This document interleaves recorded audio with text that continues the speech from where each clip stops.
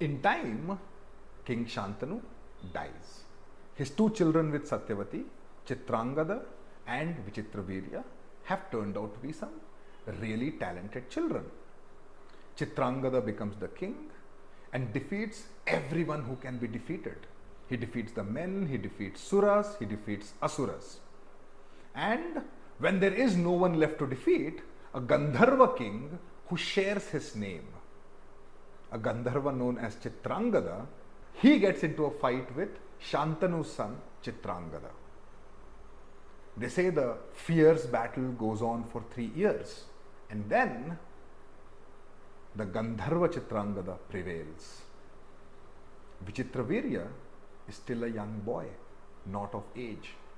But since his brother is dead now, he ascends the throne of Hastinapura.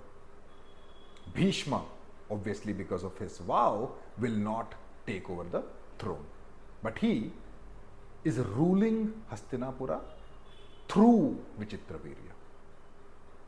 In time, Vichitravirya grows up to become an adult, and it is heard that the king of Kashi is performing Swayamvara for his 3 children, Amba, Ambika, Ambalika. Bhishma sets forth towards Kashi so that he may win the hands of these maidens for his stepbrother Vichitravirya. When Bhishma reaches there and wants to take all 3 girls away, there ensues a fight. Single-handedly, he defeats all the kings. There is special mention about his fight with King Shalva. He defeats that king also, abducts the 3 girls and brings them to Hastinapura for his brother Vichitravirya. As they reach there, the eldest of the 3 sisters, Amba, says, I cannot marry Vichitravirya because I am in love with the King Shalva. King Shalva.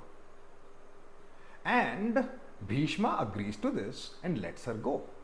The other 2 sisters, Ambika and Ambalika, are married to Vichitravirya. In time, Vichitravirya, though young, is ravaged by consumption or tuberculosis and succumbs to it. There is no other heir left to take over Hastinapura's throne. Bhishma refuses to sit on it, and the 2 brothers are dead. Satyavati comes up with a plan.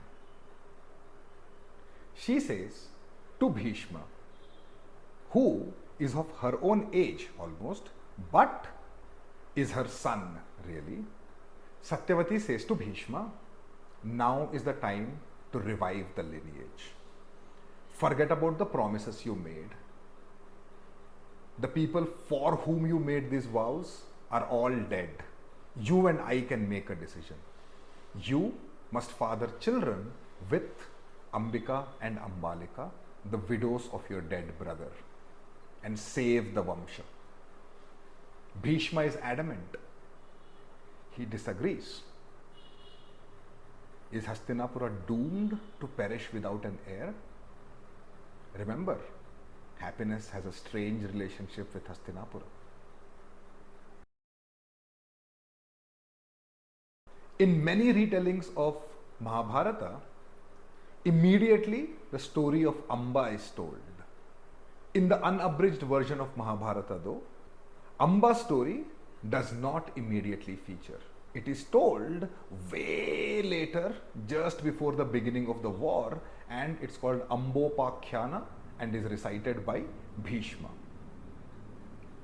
We will give here a small version of it, and the details will be dealt with in time. Amba, when she is sent back to Shalva, faces a strange fate. The king Shalva will not marry her because he feels she is fair and square won by Bhishma and belongs to him. Unhappy, she returns back to Bhishma and says, because of you, the person I chose will not marry me, so you marry me. Bhishma says, I have made a vow and I cannot. She tries to make another compromise. Let me marry where my sisters are marrying. To which Vichitravirya does not agree, because she who loves another, he can't marry. So she is stuck. She blames all her misfortunes on Bhishma and goes on to become Shikhandi in her next life, becoming the reason for the death of Bhishma. But those details will come in time.